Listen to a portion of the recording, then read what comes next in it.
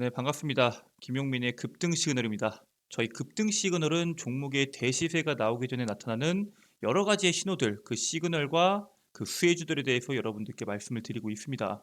오늘도 영상 시청해 주시는 분들 모두 너무 감사드리고요.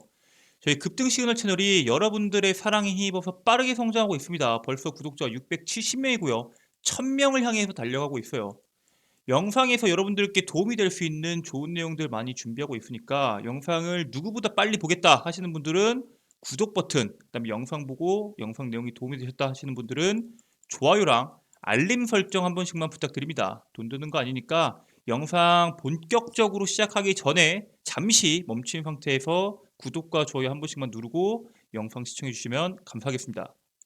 자, 그러면은 본격적으로 오늘 영상을 시작해 보자고 하면은 오늘 영상에서는 아마 가장 많은 투자자분들께서 아니 2차전지 도대체 왜 이렇게 빠지는 거냐, 앞으로 못 올라가는 거냐, 언제 올라가는 거냐, 이 부분에 대해서 상당히 궁금해 하십니다. 그래서 오늘은 언제 올라갈 수 있는지, 올라가기 위해서는 어떤 조건이 필요한지, 도대체 시장이 왜 빠졌는지에 대해서 한번 자세하게 말씀을 드리도록 하겠습니다. 자, 본격적으로 한번 시작해 볼게요. 자, 23년도 2차 전지에 대해서 투자 포인트를 보기 전에 일단 현재 시장이 어떤 상황인지 먼저 봐야겠죠. 미국 증시 같은 경우에는 새해 첫날부터 테슬라가 12%의 낙폭이 나왔습니다. 애플 같은 경우에는 시총 2조 달러를 유지하고 있었는데 이번에 붕괴가 됐죠. 2022년도 그 엄청난 하락장에서도 버텼던 애플이 결국엔 2조 달러에서 깨지고 맙니다. 자, 그리고 빅쇼트로 유명한 이 마이클 버리가 인플레이션이 다시 급등할 것이다. 올해 미국 하반기에는 인플레이션이 다시 올 수 있다라는 이야기를 하고 있는데 거기에 대한 내용들도 여러분들께 자세하게 말씀을 드릴 거고요. 우리뿐만 아닙니다. 일반적인 기업들은 현재 우리 소비자 물가 지수가 오르면서 우리가 체감했던 거 이상으로 시장이 얼마나 싸늘한지 느끼고 있습니다. 실제로 그래서 투자를 늘리는 기업들이 거의 없어요. 그래서 우리는 어떤 기업이 지금 투자를 늘리고 있고 어떠한 기업을 선택해야 되는지까지 자세하게 말씀을 드릴 겁니다. 그리고 더 중요한 거는 이거죠. K배터리 3사에 대한 글로벌 점유율이 생각보다 많이 빠졌습니다. 특히나 LG 에너지 솔루션, 얼마 전까지만 하더라도 CATL이랑 1위냐 2위냐를 얘기하고 했던 LG 에너솔이 2위에서 3등으로 밀렸습니다. 아니 그러면은 LG 에너지 솔루션은 더 이상 반등할 수 없는 거냐, 이대로 무너지는 거냐 질문하실 수 있겠죠. 그 부분에 대해서도 자세하게 한번 말씀을 드리도록 하겠습니다. 자, 일단 미증시부터 보시죠. 삐걱대는 미증시. 자, 지난해에도 방금 말씀드렸던 것처럼 시장 가치가 2조 달러를 유지했었습니다. 어디가? 애플이. 근데 이번에 4%의 급락이 나오면서 2조 달러가 붕괴가 됐죠. 그리고 테슬라는 12%가 빠졌는데 테슬라의 하락 이유는 거짓 광고 때문에 28억을 과징금으로 내라. 자, 여기서 무슨 거짓 광고를 했냐? 그러니까 테슬라에서는 슈퍼차저로 만약에 우리 테슬라를 충전하게 될 경우에는 15분만 충전한다고 하더라도 247km를 달릴 수 있다. 그러니까 우리는 엄청나게 빠르게 충전할 수 있고 엄청나게 멀리 갈 수 있다. 이런 식으로 광고를 진행을 했는데 사실상 이게 최대치에 대해서 말을 하는 거지 일상적인 환경에서 그 광고된 성능을 발휘할 수 있을까요? 현 시점에선 어렵다는 거죠. 그렇기 때문에 이거는 거짓 광고다. 그리고 향후 5년간 테슬라를 타게 된다면은 연료비에 대한 절감액이 500만 원이다. 이런 이야기도 했는데 이것도 사실 근거가 부족하다. 이런 이야기가 나오면서 너희들은 거짓 광고를 했기 때문에 과징금을 28억을 내라. 물론 테슬라 입장에서 과징금 28억 엄청나게 큰 돈 아닙니다. 중요한 거는 테슬라에 대한 신뢰도가 떨어졌다는 게 이번 하락의 주된 요인으로 우리가 파악해 볼 수 있습니다. 자, 그리고 사실 테슬라 같은 경우에는 작년에 인도 실적이 사실 기대치에는 조금 모자랐죠. 150만 대를 넘길 것이다라는 기대치를 갖고 있었는데 기대치에 미달을 했습니다. 결국 월가가 목표 주가를 잇따라 하향을 했기 때문에 거기에 따른 테슬라의 매도 물량이 좀 같이 나왔다. 이렇게 볼 수 있고요. 이번에 소비자 물가 지수가 수치가 어떻게 나오냐에 따라서 금리 인상이 뭐 한 번 될지 두 번 될지 빅스텝이 될지 아니면 베이비 스텝이 될지 결정나는 하나의 척도가 될 거다. 이렇게 보시면 될 것 같습니다. 자, 그리고 마이클 버리가 예측을 했다고 말씀을 드렸죠. 인플레이션이 다시 급등할 것이다. 자, 그 이유가 뭐냐면은 일단 인플레이션은 이제 지난해 6월 기준에 40년 내에 최고치인 9.1%까지 갔습니다. 뭐 유럽 같은 경우에는 지금 에너지 문제로 10%가 넘었다가 지금 다시 9%, 8% 떨어지고 있긴 한데 이유 어쨌든 미국 같은 경우에는 금리 인상을 공격적으로 진행해서 11월까지 7%대까지 떨어뜨리는 데 성공을 했습니다. 하지만 당연히 여전히 높은 거는 사실입니다. 연준의 인플레이션에 대한 목표치가 2%였어요, 원래. 2%였는데 얘네가 9%까지 올라가니까 어떻게 하겠어요? 당연히 급격하게 올릴 수밖에 없죠. 그래서 실제로 금리를 급격하게 올려서 인플레이션이 9%를 정점을 찍고 지금 7%대까지 내려왔는데 이런 식으로 금리를 급작스럽게 올렸다가 인플레이션 이제 5%, 3%까지 떨어졌으니까 다시 원래대로 돌리자 한다고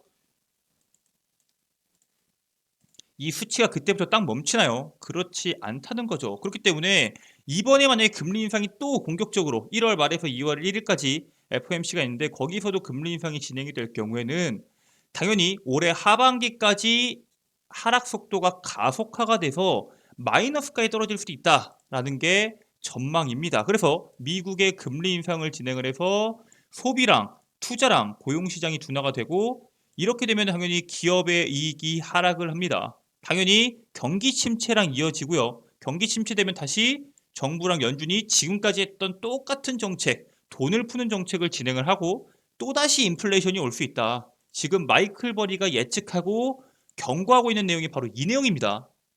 근데 문제는 이게 단순히 예측에서 끝나지 않는다는 거예요. 실제로 미국 같은 경우에는 임금 상승이 25년 만에 최대로 올라갔습니다. 월가에서는 이미 연내 침체를 예상을 하고 있어요. 미국은 현재 상당히 부정적인 관점으로 시장을 바라보고 있다. 내년 체감 물가가 24년 만에 이미 최고치를 뚫었고요. 내년에 상반기에는 고점, 하반기에는 저점을 전망한다. 이렇게 이미 시장은 판단을 하고 있습니다. 특히 미국 같은 경우에는 서비스 산업이 전체 산업의 70%입니다. 즉 물가 상승이 진행되는 요인 자체가 인건비예요. 인건비가 오르면은 물가가 오를 수밖에 없습니다. 자, 근데 여기 보면은 직원들의 이직을 막으려고 25년 만에 최고 수준의 임금 상승이 이번에 진행됐다. 이게 언제 나왔다고요? 어제자에서부터 계속 나왔습니다. 그러니까 결국에는 물가가 올라가고 임금은 또다시 올라가고 이런 악순환이 지속이 될 수 있다. 그래서 뱅크 오브 아메리카나 아니면 바클리 같은 세계적인 은행의 금융딜러들이나 아니면 이코노미스트의 70%는 올해 안에 미국의 경기가 침체될 것이라고 이미 판단을 하고 있습니다. 앞으로 하반기가 오기 전까지 어떤 식으로 대응하냐에 따라서 달라질 수는 있겠지만 현 시점에서는 이런 부정적인 관점이 상당히 많다라는 것을 여러분들께서 먼저 이해를 하시는 게 좋고요. 실제로 현재 기업들이 긴급 긴축에 들어갔습니다. 미국도 요란하게 해고를 하고 한국인도 생존 전략은 성과다. 아마존에서만 임직원을 10,000명을 해고했습니다. 역대 최대 감축이었고요. 트위터도 3,700명, 일론 머스크가 한 방에 다 날려버렸죠. 메타도 10,000명을 넘게 해고하면서 작년 기준에서 해고된 인력이 무려 15만 명입니다.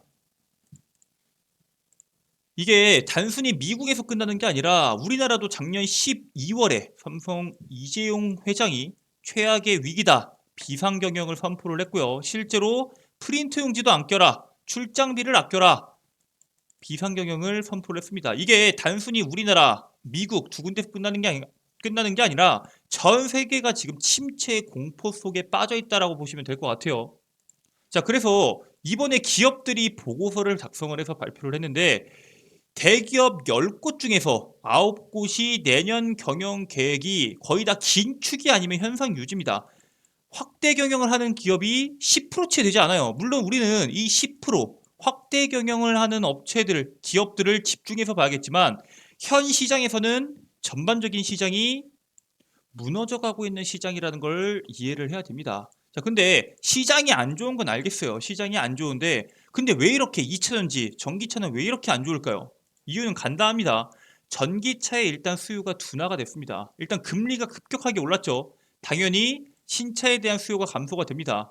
자동차를 살 때 2022년 1월 달, 2월 달에 살 때는 차량 할부에 대한 이율이 2%대였는데 지금은 8%까지, 10%까지 올라갔습니다. 무려 5배가 뛴 거죠. 4배에서 5배가 뛰었어요. 할부 이율 자체가요. 당연히 신차에 대한 수요가 줄어들 수밖에 없겠죠. 그리고 우리나라 같은 경우에는 당연히 매년 가격, 이 보조금 자체가 줄어들고 있고요. 중국은 2023년부터 보조금이 없다라는 내용이 나왔습니다. 그러니까 작년까지만 하더라도 전기차에 대한 보조금이 상당히 많이 나왔던 이 자동차를 나는 1월 달에 산다는 이유로 보조금이 나오지 않으니까 더 비싸게 사게 되니까 당연히 거기에 따른 구매를 고민하게 되고 수요가 감소하는 효과가 나올 수밖에 없는 거죠. 자, 그 다음으로는 원자재에 대한 가격 인상이랑 인건비 상승으로 자동차에 대한 차량 가격이 너무 많이 올랐습니다. 작년에 여러분들 리튬에 대한 가격 상승을 다 기억하실 겁니다. 테슬라 같은 경우에는 2022년도에만 5번에 대한 가격 인상을 했어요. 그래서 올 초에 22년 초에 샀냐 말에 샀냐에 따라서 가격 차이가 2천만 원까지 납니다. 거기다가 작년에 또 전쟁이 있었죠. 우크라이나 러시아 전쟁으로 인해서 에너지 문제, 원자재 문제가 등락폭을 엄청나게 만들면서 시장에 강한 이슈를 갖고 왔습니다. 물론 지금 뭐 리튬 가격이 좀 떨어지고 있다, 원자재 값이 좀 하락하고 있다, 가격의 안정을 찾아가고 있지만 인건비의 문제가 해결이 되지 않는다면은 여기에 따른 가격 상승에 대한 우려가 분명히 존재합니다. 자, 문제는 작년에 악재에서 끝나는 게 아니라 올해도 불확실성이 너무나도 많습니다. 2023년에도 여기에 따른 불확실성이 뭐가 있냐? 일단 방금 말씀드렸던 1월 FOMC, 제가 빅 스텝이 진행될 수도 있고 베이비 스텝이 진행될 수 있다고 말씀을 드렸죠. 금리 인상이 되면은 당연히 투자가 지금 공격적으로 진행돼야 되는 전기차에 대해서는 단기 성장에 대한 우려가 분명히 있습니다. 중장기적으로 봤을 때 완성차들이든 뭐든 다 전기차로 전환이 될 거고, 미래의 2030년, 2040년도에는 전기차가 성장할 거라는 사실에 대해서 부정하는 사람들은 없습니다. 하지만 지금 우리가 중요하게 보는 거는 지금 당장 전기차가 올라갈 수 있는 여력이 있냐 없냐를 바라보는 거기 때문에 단기 성장에는 악재가 맞습니다. 자, 그리고 미국의 금리 인상에 우리나라에 대한 외환 보유액이 1년 새에 벌써 400억 달러에 대한 감소가 진행이 됐습니다. 다른 나라에서 우리나라 쪽으로 돈을 쏴들고 들어와서 투자를 해도 부족한데 지금 이제 거꾸로 우리나라에서 해외 자금이 유출이 되고 있죠. 그렇기 때문에 전기차를 성장시키기 위해서는 그에 따른 인프라가 반드시 필요합니다. 우리가 현대차나 이런 게 국내에서보다 해외에서 더 가격이 저렴한 이유가 그 인프라에 있죠. 즉, 이 인프라 투자가 전기차를 국내에서 더 빠르게 혹은 외국에서도 외국의 인프라가 깔리는 게 보급을 더 빠르게 할 수 있는 요건 중에 하나가 될 수 있는데, 만약에 투자가 감소하게 된다면은 당연히 보급 속도가 줄어들 수도 있는 우려가 있다라는 뜻이죠. 자, 그리고 전기차에 대한 수요가 감소하게 돼서 만약에 공급이 과잉되면 어떡하냐, 이런 우려도 있습니다. 지금 우리가 이제 1년에 테슬라가 작년 기준 130만 대, 140만 대를 만들었는데 올해는 한 300만 대 만들겠지 생각하고 250만 대, 300만 대 맞춰서 거기에 맞춰서 막 찍어내고 있었는데 전기차의 수요가 부족해서 생산량을 100만 대로 줄이겠습니다 라고 걱정하면 어떡하냐라는 뜻입니다. 자, 그로 인한 공급 과잉에 대한 우려 분명히 있고요. 거기다가 1월에서 지금 3월로 연기된 이 미국의 IRA, 이 인플레 감축법에서 어떤 말이 나올지 모르겠다. 우리 믿을 수가 없다. 우리나라 포함시켜주는 거 맞냐? 변수가 분명히 있다라는 게 문제입니다. 자, 근데 제가 아까 말씀드렸던 일단 미국을 기준해서 먼저 우리나라랑 조금 다른 경우이지만 미국이 정말 해고만 하고 끝이 났을까요? 그렇지 않다는 거죠. 미국 같은 경우에는 해고가 많이 된 것도 맞아요. 해고가 많이 된 것도 맞지만 해고 계약 만료 이후에 3개월 이내에 재취업한 사람이 무려 80%입니다. 3개월에서 6개월, 그리고 6개월 이상 걸린 노동자가 5%밖에 안 돼요. 그러니까 해고가 되면은 곧바로 재취업을 한다는 겁니다. 그 이유가 뭐냐? 바로 코로나 전에 비해서 일할 사람이 너무나도 많이 줄었습니다. 일단 퇴직자도 증가를 많이 했고요. 나이가 먹어서 퇴직한 사람도 많고 코로나로 인해서 사망한 사람들도 상당히 많습니다. 그리고 합법적인 이민자가 감소를 했죠. 그렇기 때문에 거기에 따른 인구 차이가 350만 명이나 나온다는 거예요. 그 350만 명이 사라졌기 때문에 거기에 따른 인건비가 조금 올라간다고 하더라도 구직자가 점차적으로 줄어들 거고요. 대다수의 사람들이 다시 직장으로 복귀하게 되면은 이 문제가 금방 해결이 된다는 뜻이죠. 물론 모든 산업들이 다 고성장으로 가는 건 아닙니다. 지금같이 물가도 많이 올라가고 고임금 상태에서 저성장 체제가 굳어지면은 일본처럼 일본화가 될 수 있는 우려가 분명히 있지만 우리가 지금 바라봐야 되는 2차전지나 전기차나 이런 부분은 성장이 저성장이 아니죠. 고성장 산업을 우리가 바라보기 때문에 해당 부분에 대해서는 걱정할 필요가 없다. 이렇게 보시고요.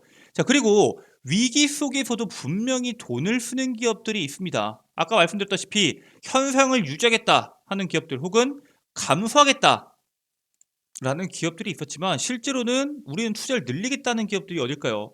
거의 보통은 대다수는 먼 미래가 아닌 가까운 미래를 바라보는 기업들이 그런 공격적인 투자를 많이 합니다. 쉽게 말해서 나는 우주항공에 투자할래. 우리 우주 가서 화성 가서 자리 잡으면 대박이다. 이런 투자가 아니라 당장 1년 뒤, 2년 뒤에 전기차가 보급이 되고 있으니까 우리가 양산할 수 있는 시설을 만들어서 찍어내기만 하면 돈을 벌 수 있겠다. 이런 기업들이 많이 본다는 거죠. 두 번째로는 사업의 확장보다는 사업의 확대에 주목을 해야 됩니다. 그러니까 삼성이 갑자기 우리는 새로운 비행기 사업으로 사업을 확장했다. 이런 기업들은 실제로 시장에서 살아남기 쉽지 않고요.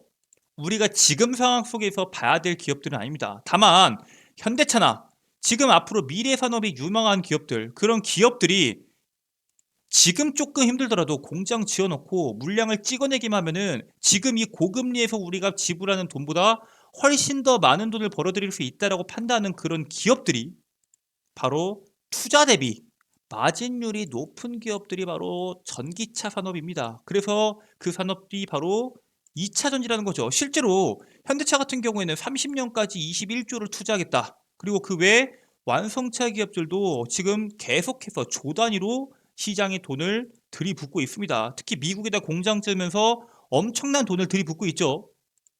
지금 돈을 들이부어서 발생하는 손실보다 1년 뒤, 2년 뒤, 5년 뒤에 벌어들일 돈이 훨씬 더 많기 때문에 이런 선택을 하고 있는 기업들을 우리가 눈여겨봐야 된다. 그리고 이런 선택을 하는 기업들은 공통점이 있는데 그 공통점이 바로 먼 미래보다 가까운 미래를 보는 기업들 혹은 사업을 확장하기보다는 사업을 확대해가는 기업들이 이런 모습을 보이더라 라고 보시면 될 것 같습니다. 자, 근데 이렇게까지 말을 하면은 아니 근데 전기차가 앞으로 커지는 것도 많은데 지금 당장 돈이 너무 안 되지 않냐? 돈이 안 된다. 돈을 벌어들이는 데까지 시간이 너무 오래 걸리지 않냐? 전기차 해봤자 지금 전체 시장의 15%, 전체 시장의 자동차 시장을 100이라고 했을 때 내연기관차가 지금 85 정도를 잡고 있고 전기차가 한 15% 정도 잡고 있죠. 20%채 안 됩니다. 얼마 안 되는데 지금 어느 정도 올라가서 50% 정도까지는 가야지 본격적으로 봐야 되는 거 아니냐 이렇게 생각하실 수 있습니다. 그런데 실제로는 그렇지 않아요. 테슬라의 순이익이 현재 토요타를 넘었습니다. 2022년도 기준에서 토요타의 신차 판매 대수가 956만 대예요. 전 세계 1위예요. 3년 연속 1인데 테슬라 같은 경우에는 3분기에만 영업이익이 무려 4조 4천억입니다. 수익으로는 전기차만 판매하는 기업이 세계 최대 완성차 회사인 토요타를 앞질렀다는 사실에 여러분들이 주목을 하실 필요가 있습니다. 이게 차량 판매량이 작년에 이제 전년 대비 40% 증가했죠. 140만 대 정도 판매가 진행이 됐는데 실제로 판매량을 보면 한 7분의 1 정도밖에 안 됩니다. 얼마 안 되죠. 그럼에도 불구하고 순이익이 많이 나온다는 것은 그만큼 돈이 많이 남는다는 뜻이고요.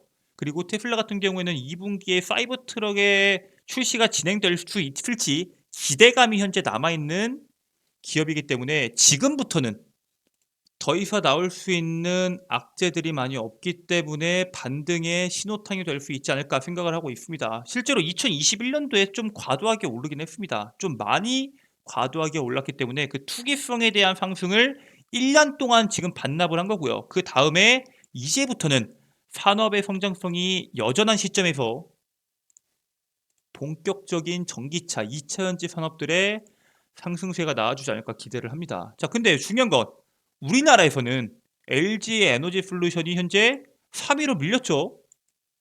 CATL과 BYD가 강세를 보이면서 국내 배터리 3사 점유율도 떨어지고 LG엔솔은 3위, SKO는 5위, 삼성 SDI는 6위까지 지금 한 단계씩 움직이는 모습을 보여줬습니다.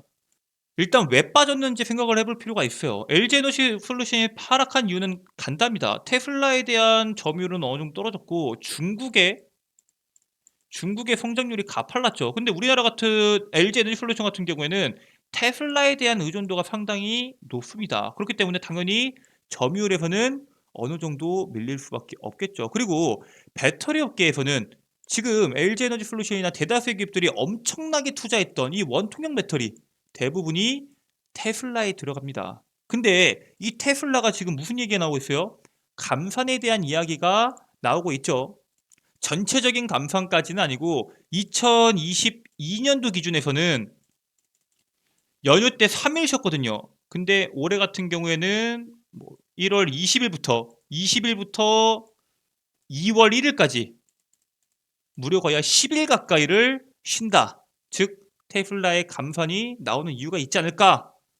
이런 우려들, 리스크들을 분명히 현재 시장이 갖고 있습니다. 그렇기 때문에 당연히 이 전기차 2차 전지 같은 경우에는 배터리 폼팩터는 당연히 성장이 가능합니다. 앞으로 미래 산업에서 계속적인 성장은 가능하지만 단기적으로 실적 하락은 나올 수 있는 상황이다. 이렇게 보시면 되고요. 거기에 따른 LG 에너지 솔루션이 연초부터 공매도에 집중 타겟이 됐고요. 전체 공매도 비중의 20%가 LG 에너지 솔루션에서 나왔습니다. 자, 이렇게 되면은 아니 그러면 LG 에너지 솔루션은 도대체 언제 반등하냐? 이거 반등할 수 있는 건 맞냐? 이렇게 물어보실 수 있겠죠. 제가 반등이 나올 수 있는 시점을 말씀을 드리겠습니다. LG 에너지 솔루션의 반등이 가능한 시기는 첫 번째로 일단 1월 달 말에 있는 우리사주 지분의 오버행 물량이 출회에 대한 리스크가 먼저 해소가 되면은 1차적인 반등이 나올 수 있습니다. 물론 이 LG 에너지 솔루션 우리 사주에 대한 물량 800만 주가 매도가 안 나올 수도 있습니다. 자, 근데 만약에 이 물량이 오버행으로 출회가 된다고 하면은 거기에 따른 개인들의 패닉셀이 나오면서 LG 에너지 솔루션이 1차적으로 한 번 더 크게 빠질 수 있는 가능성이 있어서 이번 다가오는 1월 27일에 있는 이 오버행 물량을 피할 필요가 있어요. 그러면 1월 말이 일단 넘어야지 이 리스크가 해소가 되겠죠. 자, 두 번째로는 금리 상승 둔화나 금리의 하락이 시작되는 시점. 아까 처음부터 여러분들께 말씀드렸던 소비자 물가 지수에 대한 하락이 본격적으로 진행이 될 때부터 이러한 문제가 나올 수 있다고 했고요. 그 시점은 하반기라고 말씀을 드렸습니다. 하반기에는 오히려 인플레이션이 더 심해질 수도 있다. 금리가 계속 떨어져서 인플레이션이 심해질 수 있다. 즉 7월 달 이후입니다. 7월 이후. 그리고 3월 달로 연기된 미국 이 IRA 법안에서 테슬라의 본격적인 반등이 진행이 되고 이 AMPC 그러니까 생산 세액 공제 수에 따른 마진폭이 개선돼서 향상이 된다고 하면은 수요가 당연히 늘어날 수밖에 없고요.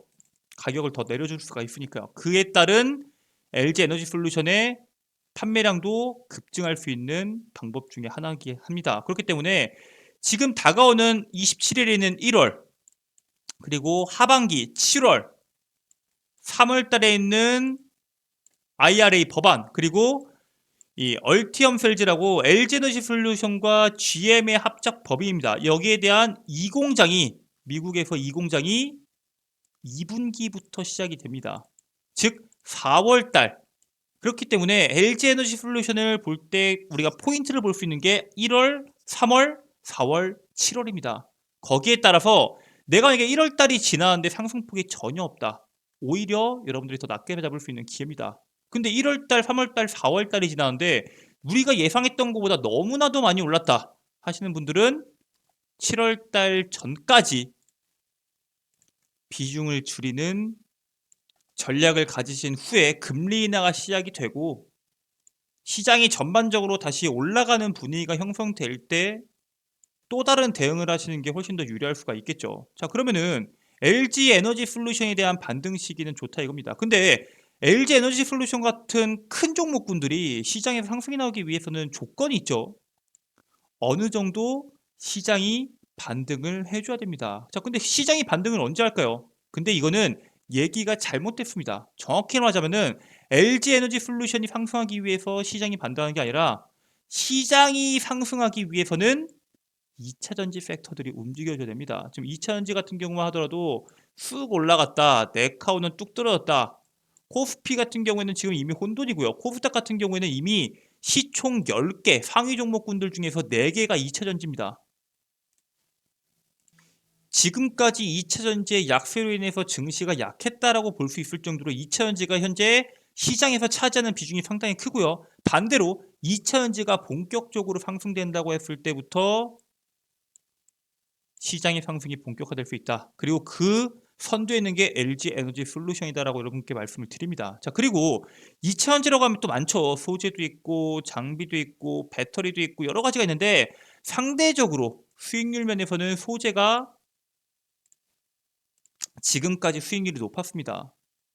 소재 가격에 대한 급등락도 있었고 여러 가지에 대한 변수도 있었지만 여기서 중요한 거 시장이 전반적으로 상승하면서 2차전지 주가들이 시장을 견인하기 위해서는 배터리 주식들에 대한 강세가 필요합니다. 즉 시장이 반등하고 2차전지에 있는 LG에너지솔루션, SK온 그리고 삼성 SDI가 본격적인 상승을 시작할 때부터는 여러분들께서는 다른 종목들보다 무엇보다 먼저 2차전지 섹터를 공략하셔야 된다. 여러분들께 이렇게 말씀을 드리면서 오늘 내용은 여기서 마무리 짓도록 하겠습니다. 네, 긴 영상 시청해주신 분들 너무 감사드리고요. 최근에 2차전지뿐만 아니라 여러 가지 산업에 대해서 그리고 여러 가지 종목군들에 대해서 고민하시는 분들이 상당히 많습니다. 여러분들께 말씀을 드리는 것은 지금 당장이 아니라 2023년도 이제 1월이죠. 2023년 12월까지 갔을 때 내가 1년 정도 길게 투자한다고 했을 때 꾸준하게 성장이 가능하고 꾸준하게 돈을 벌어다 줄 수 있는 기업이 어디가 있나를 다시 한번 생각을 해보시고요. 만약에 2차전지 중에서 뭘 봐야 될지 모르겠다. 어떤 종목을 봐야 될지 모르겠다. 제 전 영상, 전전 영상에서도 자세하게 나옵니다. 어떠한 재료를 갖고 있고 어떠한 이슈가 있는지 나와 있기 때문에 여러분들께 도움이 충분히 될 거라고 봅니다. 자, 그래서 오늘은 2차전지에 대해서 여러분들께 조금 더 자세하게 말씀을 드렸고요. 다음에는 더 좋은 내용으로 여러분들께 말씀을 드리도록 하겠습니다. 영상 보시고 도움이 되셨다면 구독 버튼 그리고 좋아요 버튼 한 번씩만 부탁드리고요.